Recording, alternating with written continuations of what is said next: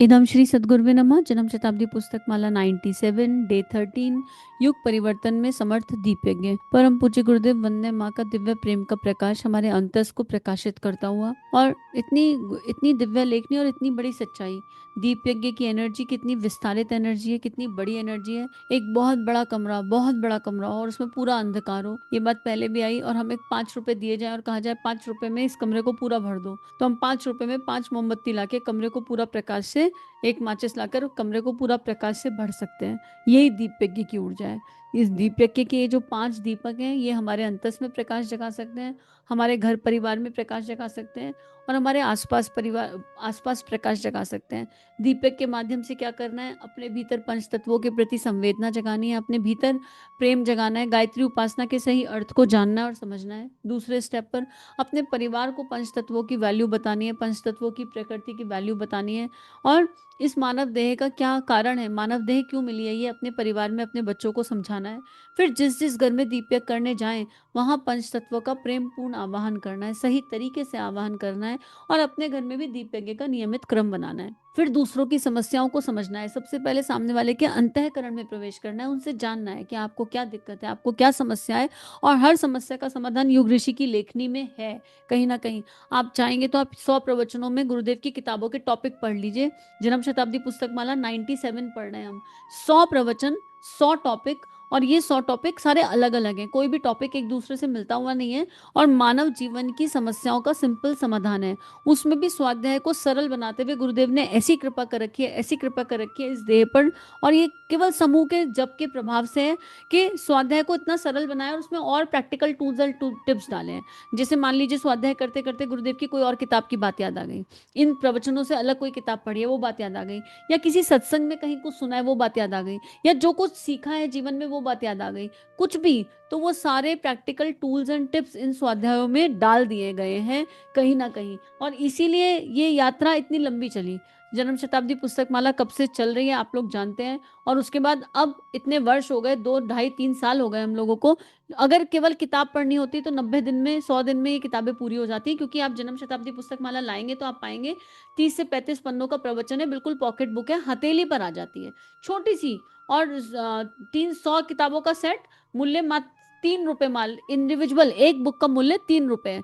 तो जब लेकर आएंगे, तो अगर खुद पढ़ने बैठेंगे और हम पढ़ें तो हम 100 दिन में से पूरा कर सकते हैं। पर खाली ये पढ़ने की बात नहीं है, स्व का अध्ययन है, तो संग संग ट्रांसफॉर्मेशन चल रहा है।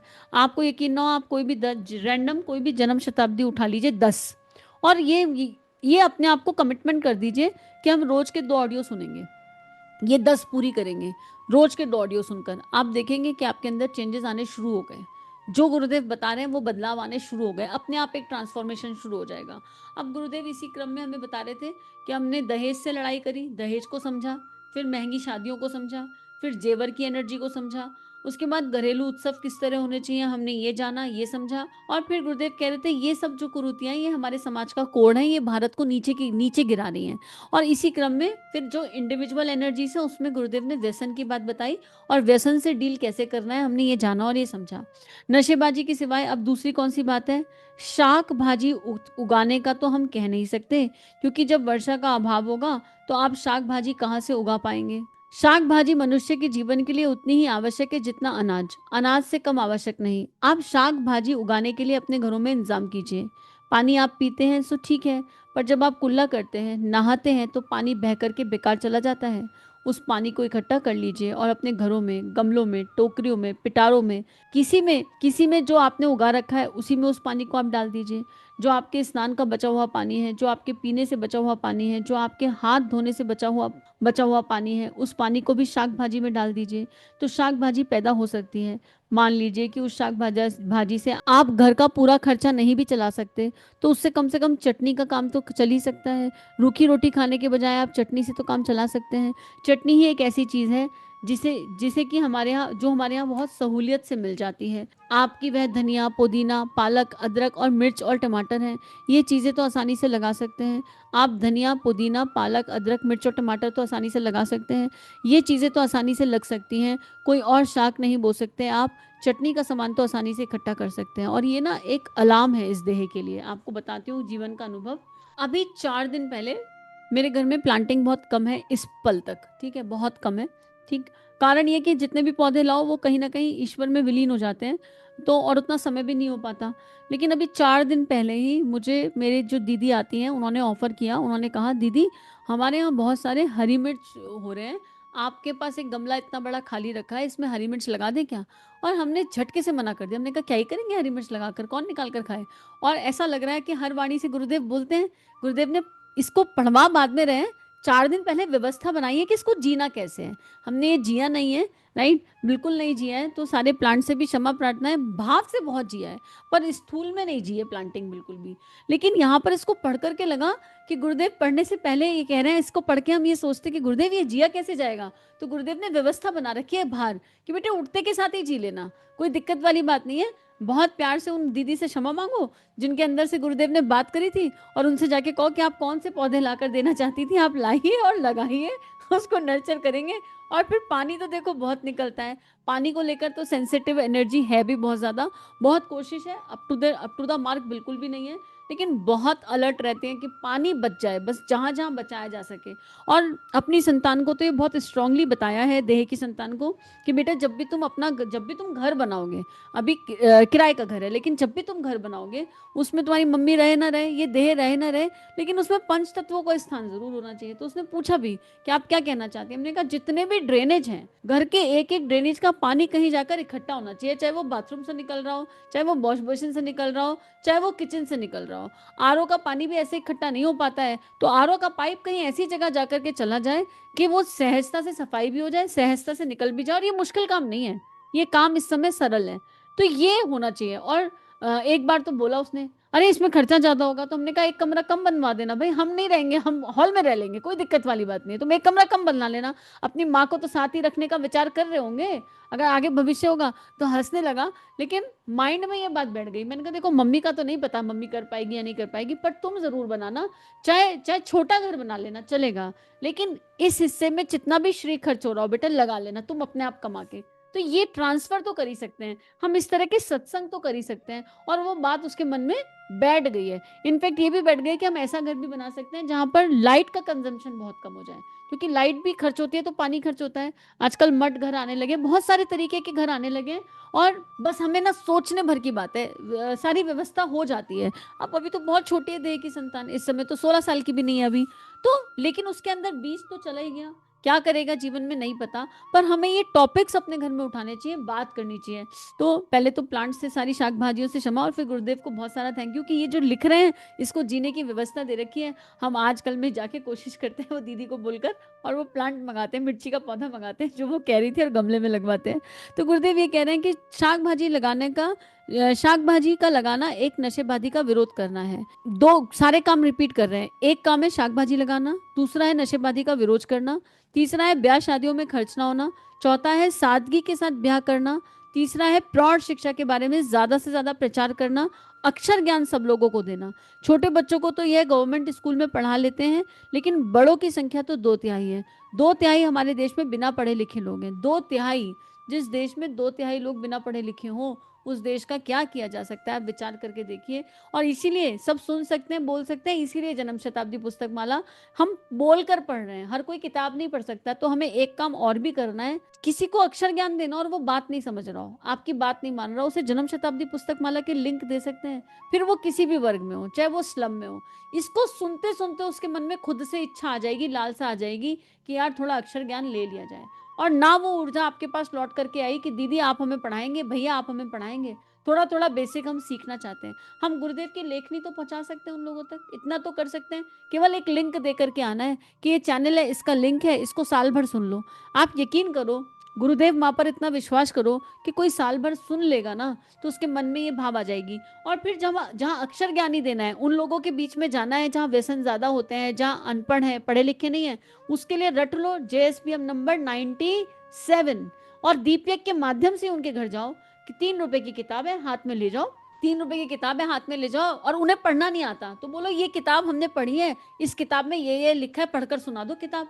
इस किताब में ये लिखा है, इसको और समझना चाहते हो तो ये रहा लिंक, किताब का लिंक पकड़ा दो। इतना तो हम कर ही सकते हैं। उसके लिए हमें उन घरों में जाना होगा दीप यज्ञ के माध्यम से। सोचो कितने खुश होंगे हमारे घर में जो लेबर क्लास है, हमारे घर में जो दीदी हैं, जो प्रेस वाले भैया हैं, जो न्यूज़पेपर वाले भैया हैं। सम्मान किसको प्रिय नहीं है? अगर आप इन्हें कहें कि हम आपके घर में आके दीप यज्ञ कराना चाहते हैं तो इनकी प्रसन्नता किस स्तर की होगी? बशर्ते क्या, एक शर्त, कि आपके घर में नॉनवेज एनर्जी को आपको 1 हफ्ता हटा करके रखना है, क्योंकि अभी हम कच्चे पौधे हैं। और 1 हफ्ता आप गायत्री साधना कर लीजिए, एक अनुष्ठान उनसे करा लो, इतनी कन्विंसिंग कर लो, क्योंकि जहां नॉनवेज नहीं बन रहा वहां तो सहजता से प्रवेश किया जा सकता है। पर जिन घरों में नॉनवेज बन रहा है वहां पर बोलो आप 11 दिन का 9 दिन का एक अनुष्ठान कर लो। बोलेंगे क्या करना है अनुष्ठान में? घर का बना हुआ सात्विक खाना खाना है, सिंपल, और कुछ नहीं। आप चाहे 4 टाइम खाओ चाहे 3 टाइम खाओ, घर का बना हुआ शुद्ध सात्विक खाना खाना है, जिसमें प्याज लहसुन नहीं होना चाहिए, केवल 11 दिन के लिए। जो इतना कर लेगा उसके अंदर तो गुरुदेव वैसे ही पहुंच जाएंगे। फिर जाकर अनुष्ठान की पूर्णाहुति पे हम आपके यहाँ दीप तक कराने आ जाएंगे। क्या आप चाहते हो हम आपके घर आ जाएं? बहुत सम्मान, सबको अच्छा लगता है, सबको प्यार अच्छा लगता है। और बहुत प्यार से जाइए, बच्चों के सिर पर हाथ फेर कर आइए, बच्चों से उनके घर के बातें करके आइए, और बात बात में उनके अंतःकरण में गुरुदेव को ले जाइए। हमें खुद से तो प्रवेश करना नहीं, हम तो कॉपी कैट कर रहे हैं। अपना कोई कंटेंट नहीं, कॉपी कैट उठाना है। गुरुदेव के प्रेम को, अपना प्रेम कहाँ है? परम पूज्य गुरुदेव वंदे माँ के प्रेम को पहुंचा करके आना है। और हमने तो ऑफर दे रखा है, अपनी दीदी को अभी भी बोल रखा है, बताओ कब तुम्हारे आके देव स्थापना करें। अभी वो जब करनी शुरू कर दी है, लेकिन अभी उसकी हाँ नहीं, अंदर मन से हाँ आ गई है, लेकिन खेतों का काम चल रहा है। तो ऐसे हम छोटी छोटी चीजें, और बोल रखा है जब तुम दीप के लिए कराओगी तो अपने आसपास के लोगों को बुला लेना, अपने आसपास के लोगों को इकट्ठा कर लेना, जितनों को कर सकती हो। तो ये छोटे छोटे स्टेप हम कभी भी उठा सकते हैं। तो गुरुदेव वही कह रहे हैं, और ये स्टेप उठा के गुरुदेव की लेखनी पहुंचा के अपना काम हो जाता है पूरा। फिर गुरुदेव अपने आप अपनी जगह बना लेंगे। कोई गायत्री करने लगता है तो गुरुदेव माँ उसके जीवन में ऑटोमेटिक प्रवेश करने लगता है, और कोई गुरुदेव को पढ़े तो गायत्री माता उसकी बुद्धि को अपने आप ठीक कर देती है। अब क्या करना है? शिक्षित कराने पर ध्यान देना है और इसके बारे में तैयारी करनी है। इन सभी बातों को ध्यान में रखकर हमारे यज्ञों की पूर्णता को इन बातों में जोड़ना है। जब आप यज्ञ पूर्ण कराएं तो ये बातें संग संग बताएं। यज्ञ के साथ साथ में भावनाएं जुड़ी होनी चाहिए, सेवाएं जुड़ी होनी चाहिए। अगर, ये बड़ा महत्वपूर्ण है, अगर देश को ऊंचा उठाने और आगे बढ़ाने की मनोवृत्ति हमारे अंतस में नहीं जुड़ी तो फिर हमारी गायत्री साधना सफल नहीं हुई। गायत्री साधना मतलब देश का उत्थान, राष्ट्र का उत्थान, समाज का उत्थान। देखो, व्यक्ति से समाज बन रहा है, और समाज, व्यक्ति से परिवार, और परिवार से समाज, और समाज से ही तो देश बन रहा है। और कहाँ से देश बनेगा? तो इस देश को हम क्या कंट्रीब्यूट करना चाहते हैं, गुरुदेव ये बता रहे हैं। यज्ञ में भी भावना जुड़ी हो, कीर्तन भी जुड़ा हो, यज्ञ भी जुड़ा हो, भावना भी जुड़ी हो, कीर्तन भी जुड़ा हो, भगवान के नाम का स्तवन भी जुड़ा हो, साथ ही साथ बुराइयों को छोड़ने और अच्छाइयों को बढ़ाने का प्रयत्न भी जुड़ा हो। इन सबको मिलाकर के चलेंगे तो आप मान लीजिए कि यज्ञ में जो भी बड़े से बड़े कार्यक्रम होंगे, इन कार्यक्रमों के आधार पर ही वह पूरा हो जाएगा, और वहीं वहीं वहीं का वहीं फल मिलेगा। आपको वो फल मिलेगा जो बड़े बड़े यज्ञों में मिलना चाहिए। मुझे आशा है कि आप इन बातों को ध्यान से सुनेंगे। परम पूज्य गुरुदेव हमसे कह रहे हैं, मुझे आशा है आप इन बातों को ध्यान से सुनेंगे, उनको कार्यान्वित करने में कोई कसर उठाकर नहीं रखेंगे। आप सबसे इतना निवेदन है, आज की बात आप लोगों से समाप्त। इदम श्री सद्गुरुवे नमः। हम सब क्या करें, हमने जितनी भी लर्निंग्स उठाई हैं इस स्वाध्याय से, उन सारी लर्निंग्स को अपने पास कहीं अपनी कॉपियों पर नोट कर लें, ताकि हमें याद रहे। अगर हम दीप यज्ञ से जुड़े हैं, किसी भी तरह दीप यज्ञ कराने जाते हैं, तो हमारी दीप यज्ञ की एक पुस्तिका बन जाए, कॉपी बन जाए, जिसे हम लेकर के जाएं, और उसमें सारे पॉइंटर लिखे हों, और जिस घर में जैसी आवश्यकता हो उस घर में उसके बारे में बात करें। जहाँ लगता हो कि यहाँ दहेज की एनर्जी हो सकती है, बात करने से भी समझ में आ जाता है, वहाँ उसके बारे में बात करें। जहाँ लगता है व्यसन की बात करनी चाहिए तो उसके बारे में, पर उसके लिए हमें याद रहना चाहिए। जहाँ अक्षर ज्ञान नहीं है तो हमारी एक नोट्स की कॉपी बनी होनी चाहिए, और ये पूरा प्रवचन गुरुदेव का हमारे नोट्स में होना चाहिए, या ये किताब हमारे पर्स में पड़ी होनी चाहिए हमेशा। 97 नंबर, अगर हम कहीं दीप यज्ञ कराने जाते हैं, और जिसके पास जाओ उसके पास किताब खोलो और किताब में से कोई पन्ना पढ़ के सुना दो, और उसी पन्ने पर 4 बात कर लो। दीप यज्ञ के बाद 5 मिनट की तो गुरुदेव की बात बताई जा सकती है। तो ये एक तरीका है। हमको ये देखना है कि हम इस एनर्जी को पूरी तरह जी कैसे सकते हैं, हम गुरुदेव के कहे को इम्प्लीमेंट कैसे कर सकते हैं। दैट्स इट, ये हमें देखने की आवश्यकता है। और बाकी तो इदम श्री सद्गुरुवे नमः। सभी अपना ध्यान रखिए और नियमित ध्यान करते रहिए। सभी को प्रणाम। श्री प्रिया काउंसलिंग चैनल और देव परिवार चैनल पर जो वीडियोस आपको मिल रहे हैं, अगर ये आपके जीवन को बदल रहे हैं तो ये केवल गुरु कृपा है। आइए इस गुरु कृपा को विश्वव्यापी बनाएं। जो भी लिंक आप सुनते हैं, आपको जो भी लिंक अच्छे लगते हैं, उनको अपने व्हाट्सएप स्टेटस, फेसबुक स्टेटस, सारे सोशल नेटवर्किंग साइट्स पर लगाइए। इस टेक्नोलॉजी के माध्यम से आइए ऋषियों की, संतों की लेखनी को विश्वव्यापी बनाते हैं। जय हिंद, जय भारत। इदम श्री सद्गुरुवे नमः।